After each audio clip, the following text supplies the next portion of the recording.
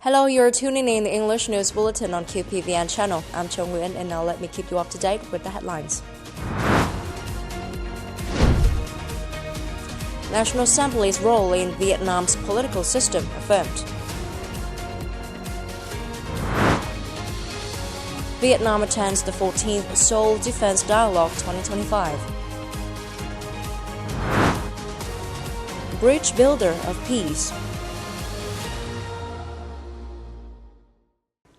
On September the 9th, National Assembly Chairman Chen Thanh-Mẫn chaired a national scientific seminar themed The National Assembly of Vietnam, 80 Years of Establishment and Development. The presentations and opinions at the seminar summarized and analyzed the achievements and lessons learned from the party's comprehensive leadership over the National Assembly over the past 80 years, clarifying the process of performing its constitutional, legislative, supreme supervision functions and deciding on important issues of the country, pointing out the requirements for innovation, proposing orientations and solutions to build a democratic, rule of law, professional, modern, and close to people National Assembly. Regarding the country's goals, National Assembly Chairman Chen Thanh-Mẫn noted that the whole nation is determined to successfully achieve the goal of becoming a developing high middle-income country with modern industry by 2030 and becoming a developed high-income country by 2045. The reality is posing urgent issues that need resolving, requiring the National Assembly to be comprehensively innovating, improving the capacity to legislate, supervise, and make decisions on important issues of the country in the new period.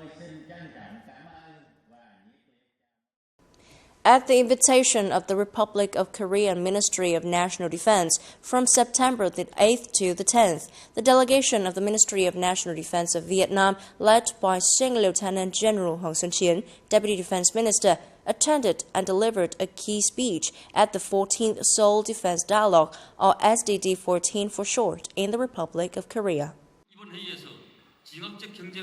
In his opening remarks, the Republic of Korean Minister of National Defense An Gyo-baek noted that the world is undergoing major upheavals, facing new security threats, large-scale disasters, and disinformation. In this context, strengthening international cooperation is more urgent than ever. At the dialogue, delegates addressed pressing global security issues, including easing military tensions, restoring strategic stability, and building future security capacity. Addressing plenary session number 2 on reducing military tensions and building long-term trust, Sing Lieutenant General Hoàng Xuân Chiến stressed that growing instability in recent years has fueled suspicion and reduced strategic trust among nations. He proposed 5 solutions: compliance with international law, upholding multilateralism and the role of international organizations, maintaining and expanding defense security diplomatic dialogues at all levels, respect for independence and sovereignty, and strengthening transparency in policies and strategies. He called for mechanisms to encourage transparency in policies, strategies, and military activities, such as exercises, large-scale drills, freedom of navigation over flight, promoting hotlines to handle emergencies, and committing to peace, stability, and building trust regionally and globally. Sing Lieutenant General Hoàng Xuân Chiến affirmed that Vietnam consistently pursues an independent, self-reliant, peaceful, cooperative, and development-oriented foreign policy, ready to be a friend and reliable partner of all countries, and an active, responsible member of the international community. In defense, Vietnam adheres to the Four No's policy, considers transparency, respect for international law, and peaceful settlement of disputes the foundation for long-term trust. On the East Sea, also known as South China Sea issue, Vietnam's consistent position is that dispute must be resolved peacefully, in accordance with international law, especially the 1982 UN clause, fully and effectively implement the DOC in the East Sea, and work towards an early, substantive, and effective COC. He concluded that reducing military tensions and building long-term trust is not only a political choice, but an objective requirement to safeguard peace, stability, and development in the 21st century. The same morning, at the Ministry of National Defense, Sting Lieutenant General Nguyễn Trường Thắng, Deputy Minister of National Defense, received Colonel Roman Osvaldo Jimenez Ortega, outgoing Cuban defense attaché to Vietnam, and Colonel Angel Luis Cruz Garcia, newly appointed to the position. Deputy Minister Nguyễn Trường Thắng emphasized the deep-rooted solidarity and special friendship between Vietnam and Cuba, founded by President Ho Chi Minh and President Fidel Castro, and nurtured through generations of leaders, people, and armed forces. This bond has become a rare and enduring symbol of loyalty and trust between nations. In recent years, thanks in part to Colonel Jimenez Ortega's contributions, bilateral defense cooperation has grown steadily, becoming a highlight of overall Vietnam-Cuba relations. Key areas of collaboration include delegation exchanges, political and party work, training, cryptography, logistics, and military medicine. Colonel Jimenez Ortega thanked the Vietnamese Ministry of National Defense for its support throughout his tenure, affirming that in his new role he will continue supporting the advancement of Vietnam-Cuba relations in general and defense cooperation in particular. When disaster strikes or emergencies unfold, the Uncle Ho soldiers are always among the first to respond, rushing into danger not by order but by a command from the heart. In the thin space between life and death, when cries for help rise above crashing waves, when every second matters, there are those who brave the danger to save others.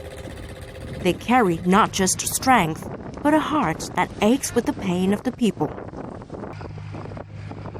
In the eye of Typhoon Yagi, carrying medicine through floodwaters in central region, standing firm during the pandemic without hesitation. Soldier. A simple word, but one that has become a symbol of trust in every storm. When village roads become rivers, when homes are swallowed by darkness, they become a lifeline between despair and hope. In the latest floods, Nghệ An province was hit hard after days of heavy rain. Entire fields were submerged, areas cut off, homes swept away. And once again, the soldiers marched not with weapons, but into a battle of peace. Despite the stormy weather and poor living conditions, our officers and troops remained committed, overcoming hardship to support the people. It is exhausting work, but the love from the people gives us strength to keep going and do our duty well. And it is not just for their own people. When an earthquake struck Myanmar in early 2025, Vietnamese soldiers crossed borders with more than just supplies and medicine. They brought compassion and solidarity. We provided support in both the epicenters and affected provinces across Myanmar, wherever people needed help. For these soldiers, some commands don't need to be spoken, because the one that leads them forward comes from the heart. Coming up next, Vietnam records highest growth in Southeast Asia. Bridge builder of peace. According to the World Bank's latest Vietnam's economic update, the country's GDP grew by 7.5% in the first half of this year, the highest in Southeast Asia, outpacing larger economies such as Indonesia, Malaysia, and Thailand. This marks Vietnam's fastest growth in a decade, excluding the post-COVID-19 recovery period. The World Bank noted ongoing global trade risk and urged Vietnam to push reforms, boost innovation, and enhance technological capacity to sustain growth. In the past 8 months, import-export turnover reached nearly $600 billion, up 16.3% year-on-year, with the continued trade surplus driving growth. The report recommends Vietnam increase R&D spending from the current 0.5% of GDP to 2% by 2030, as outlined in Politburo's Resolution 57, to transition into a high-tech, knowledge-based economy and reinforce its regional dynamism. As a nation that has endured profound suffering from war, Vietnam knows the true price of peace and has worked tirelessly to preserve it. Its story is not only about renewing bonds with nations that once stood by its revolution, but more remarkably, about reconciling and working side by side with those once on the opposite side of the battlefield. Nearly 50 years after the guns fell silent, U.S. veterans returned to Vietnam. They wear no uniforms now, but carry a mission of peace, determined to help heal the scars of war. The Vietnamese who once endured profound loss opened their hearts in turn, embracing a shared journey of reconciliation, driven by compassion and humanity.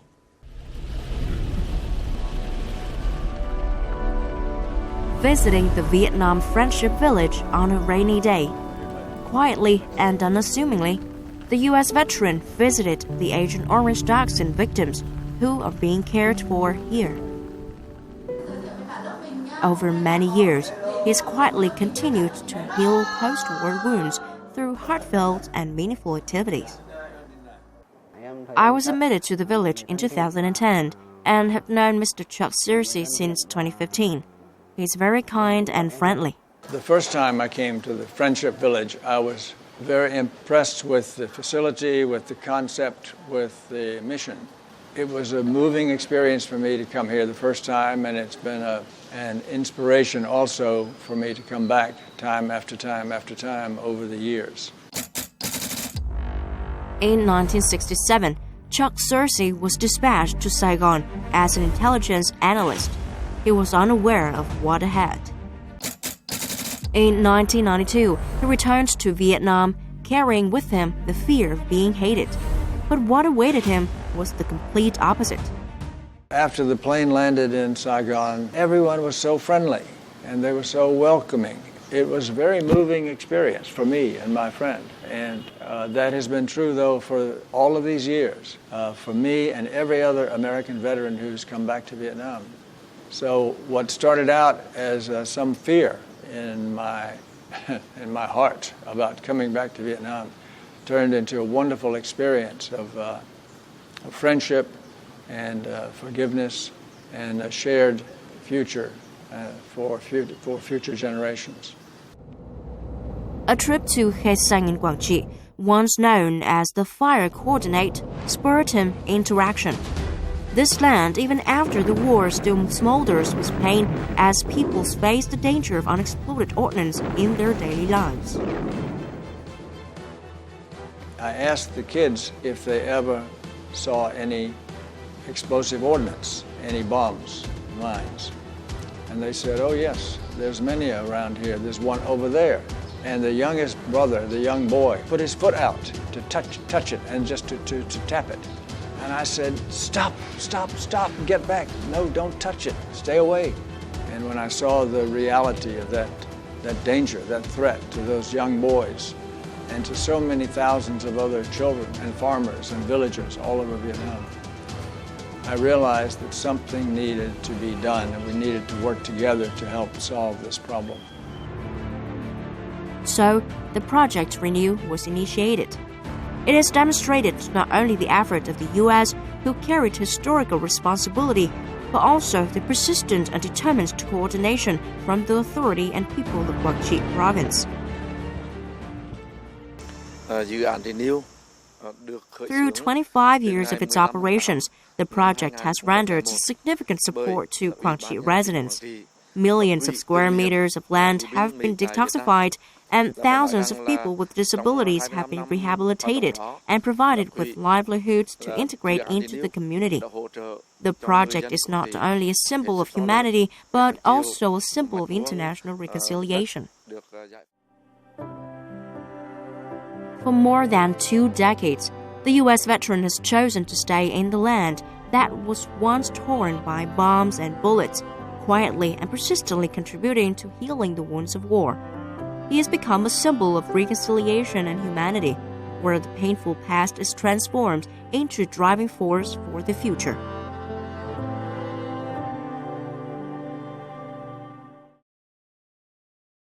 And that's all for now. Remember, you can always watch news again at qpvn.vn. Now, thank you for watching and hope to see you next time. Việt.